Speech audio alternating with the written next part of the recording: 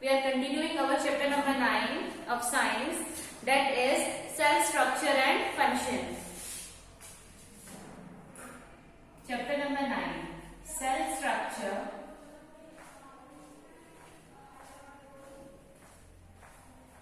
and function.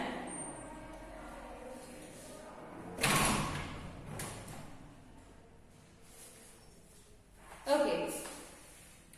We have discussed many topics of this chapter. Now, this is the turn of the next topic, that is the structure of cell, or we can say shape of cells.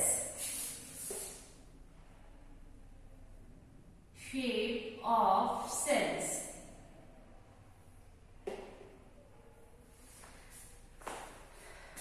Cells उनकी अलग अलग different shapes होती है बेटा. कोई elliptical होता है, कोई पॉइंटेड होता है, कोई सर्कुलर होता है, राइट. तो सभी सेल्स की जो है अलग अलग शेप्स होती है. Fine. So I am drawing some of the shapes of those cells. Some cells are of this kind, some cells are of this kind,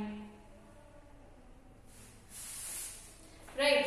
Some cells are oval shaped, fine, and some are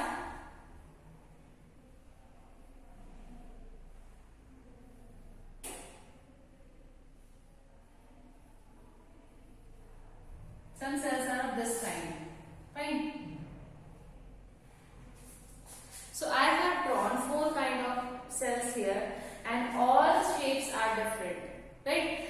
So these two are this A part and B part. These are the kind of fat cells. ये 2 fat cells हैं हमारे पास. जो हमारी body के अंदर fat cells होते हैं ना बेटा, वो इस शेप्स के होते हैं. वो इस शेप का होता है, ऐसा हमारा this shape. Okay? Now, our C shape is the spindle shape. ये कौन सी शेप है? Spindle shape. और ये भी एक डिफरेंट शेप है, and its name is the, इस सेल का नेम क्या है बेटा? This is the D part and this is the C part, and its name is the nerve cell. क्या बोलते हैं हम इसको? Nerve cell. जो हमारे ब्रेन का सेल्स होते हैं वो इस टाइप के सेल्स होते हैं. जो हमारी बॉडी के अंदर फैट होते हैं वो इस टाइप के सेल्स होते हैं. Right, so these are the various types of cells which are present in our body. As their shapes are different, so they also perform different type of functions in our body. ये हमारी body के अंदर different types के functions भी perform करते हैं. इनकी shapes अलग है, इनका function अलग है, और ये work भी different type से करते हैं. Fine. Now, जो nerve cells होता है, this type of cell, इसके बारे में मैं कुछ एक्स्ट्रा पॉइंट्स आपको बताऊंगी अबाउट द नर्व सेल. ये एक ब्रेन सेल है, right.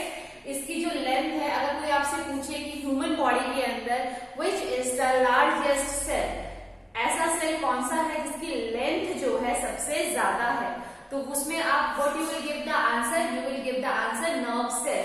And nerve cell is present inside our brain. कहां पर प्रेजेंट होते हैं बेटा? ये ब्रेन के अंदर प्रेजेंट होते हैं. वर्क क्या करते हैं? ये कोऑर्डिनेट करते हैं, पूरे बॉडी के सिस्टम को कोऑर्डिनेट करते हैं, सिग्नल्स को पहुंचाने में, सिग्नल्स को लेकर आने में. Who help? These nerve cells. अगर हमें चोट लगी है तो हमें दर्द फील होता है, कोई हम चीज खाते हैं वो मीठी लगती है, खट्टी लगती है, राइट. हमें थकान महसूस होती है, लाइक हमें रोना आ जाता है, इमोशंस हमारे, वो सब के सब कौन कंट्रोल करता है बेटा? हमारे कौन ये सिग्नल्स कौन पहचानता है बेसिकली इसको? Nerve cells.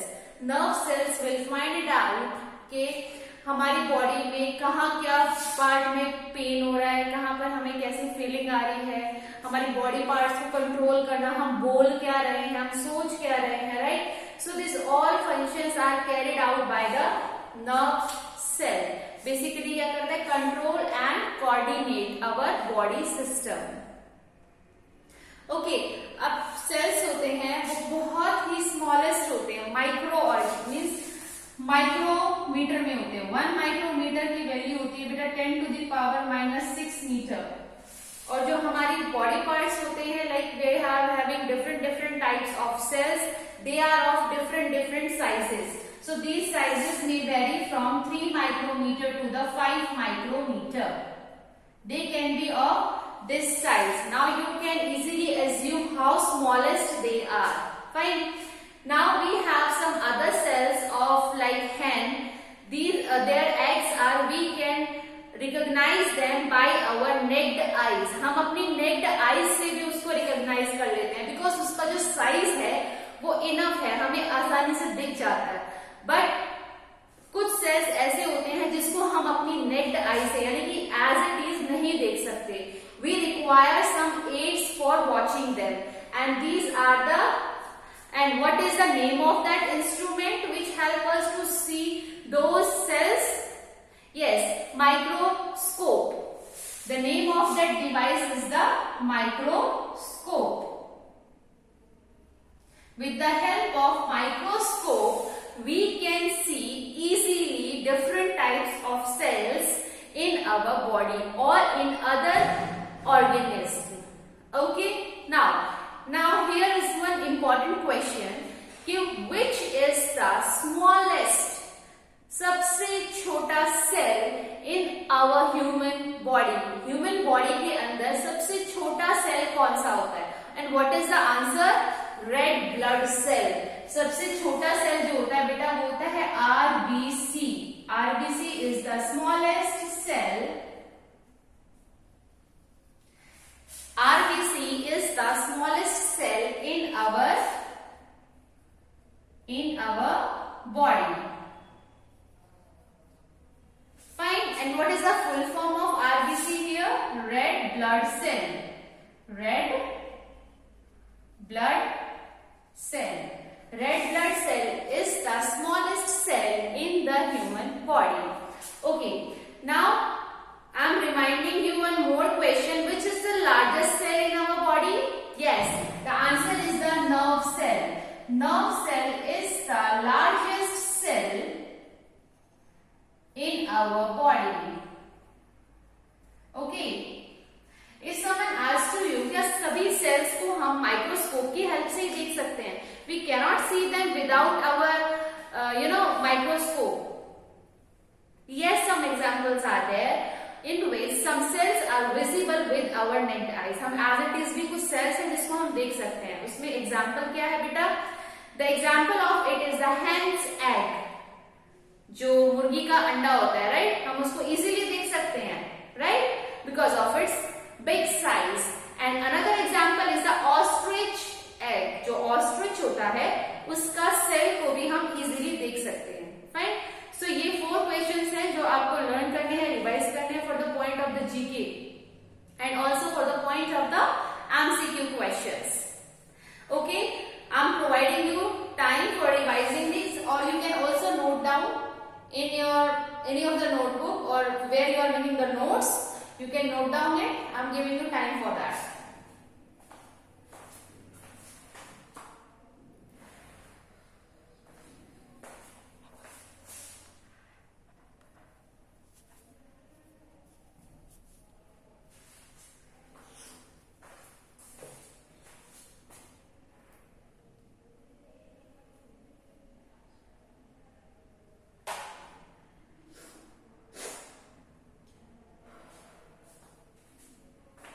Okay, I think you all have noted down. Now I'm rubbing it.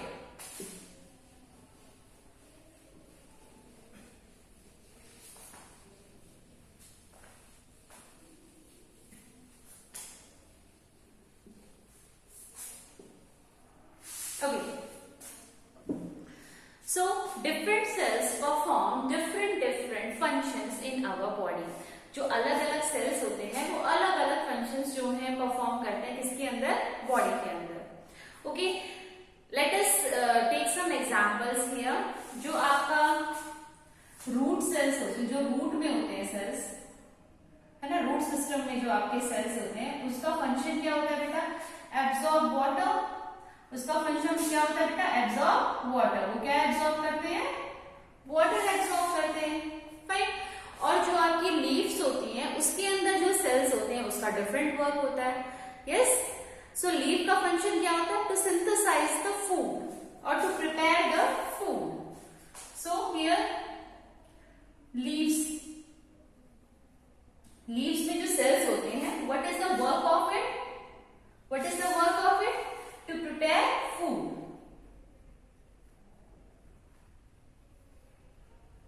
सो यहां से आपको क्लियर हो गया कि अलग एक ऑर्गेनिज्म में, अगर हमारे पास we are taking a plant as an organism, अगर हम प्लांट लेते हैं ऑर्गेनिज्म, उसके अंदर रूट्स का अलग वर्क होता है, अलग फंक्शन होता है। जो रूट्स के अंदर सेल्स होते हैं उनका अलग फंक्शन होता है, लीफ के अंदर डिफरेंट टाइप ऑफ सेल्स हैं, उनका अलग फंक्शन होता है ना। सिमिलरली अगर हम ह्यूमन बॉडी की बात करते हैं तो ह्यूमन बॉडी में डिफरेंट डिफरेंट फंक्शंस परफॉर्म होते हैं, लाइक इंजेक्शन खाना लेना, एसिमिलेशन, डाइजेशन, इजेक्शन, ये डिफरेंट डिफरेंट फंक्शंस हैं ह्यूमन बॉडी के अंदर। और ये कौन परफॉर्म करते हैं, क्या एक ही सेल परफॉर्म करता है, no, different different types of cells performs different different types of function inside the human body. So यहां से हमें क्या समझ में आया, एक किसी भी ऑर्गेनिज्म के अंदर अलग अलग सेल्स होते हैं जो डिफरेंट डिफरेंट फंक्शन को परफॉर्म करते हैं, फाइन। उनकी शेप्स अलग होती है, उनका साइज अलग होता है, उनका वर्क अलग होता है, वर्क मतलब फंक्शन, उनका फंक्शन भी क्या होता है, डिफरेंट होता है, fine. Now after this I am making a system of over here, see if I join large amount of cells, मैंने बहुत सारे सेल्स लिए हैं, उनको मैंने एड अप कर दिया। पहले तो एक सिंपल सेल है, ये क्या है, सेल, राइट। इसको मैंने बहुत सारे सेल्स ऐड कर दिए हैं, तो अब ये क्या बन गया है, टिश्यू। क्या बन गया है, टिश्यू। और जब बहुत सारे टिश्यू ऐड हो जाते हैं आपस में, यानी कि बहुत ज्यादा टिश्यू आपस में कंबाइन हो जाते हैं, तो वो क्या बन जाता है, वो ऑर्गन बन जाता है आपका। क्या बन जाता है, ऑर्गन। और जब बहुत सारे ऑर्गन आपस में कंबाइन हो जाते हैं, सी बहुत सारे ऑर्गन प्लस ऑर्गन आपस में कंबाइन हो जाते हैं, तो क्या बन जाता है बच्चा, ऑर्गन सिस्टम। क्या बन जाता है, ऑर्गन सिस्टम। और हम इसको क्या बोल सकते हैं, ऑर्गेनिज्म। क्या बोल सकते हैं बेटा, ऑर्गेनिज्म। यानी कि अगर हम देखें, we are having one cell, अगर इनके अंदर हम बहुत सारे सेल्स को कंबाइन कर देंगे, बहुत सारे सेल्स कंबाइन हो जाते हैं, तो क्या बन जाता है, एक टिश्यू बन जाता है। जब बहुत सारे टिश्यूज आपस में कंबाइन हो जाते हैं, तो क्या बन जाता है, ऑर्गन बन जाता है, राइट। और जब बहुत सारे ऑर्गन्स आपस में कंबाइन हो जाते हैं, जब बहुत सारे ऑर्गन्स आपस में कंबाइन हो जाते हैं, तो क्या बन जाता है, एक ऑर्गेनिज्म, एक ऑर्गन सिस्टम बन जाता है, राइट।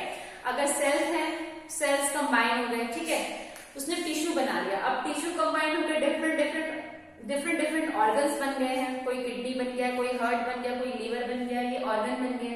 अब ये सभी ऑर्गन्स आपस में कंबाइन हो गए, तो क्या बन गया, एक कंप्लीट लिविंग ऑर्गेनिज्म बन गया है, फाइन। इसी को हम क्या बोलते हैं, कि कैसे हमारे सेल्स आपस में कंबाइन होकर एक कंप्लीट ऑर्गेनिज्म बना देते हैं। So I hope it is clear to you now, fine.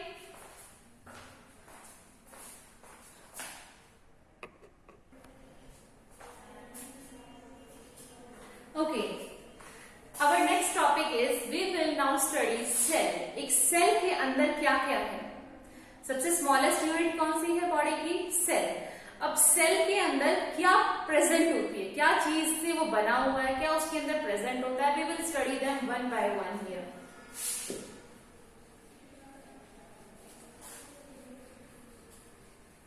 Okay, now our next is the parts of the cell. Parts of the cell. एक सेल की क्या क्या पार्ट्स हैं, ओके बेटा, see this is a cell, okay, ये cell है। ये जो आउटर मोस्ट पार्ट है बेटा, इसको बोलते हैं हम सेल वॉल। क्या बोलते हैं, सेल वॉल, ओके। फिर उसके बाद सेल वॉल के जो नीचे वाला पार्ट आता है, उसको हम बोलते हैं बेटा सेल मेम्ब्रेन। क्या बोलते हैं, सेल मेम्ब्रेन।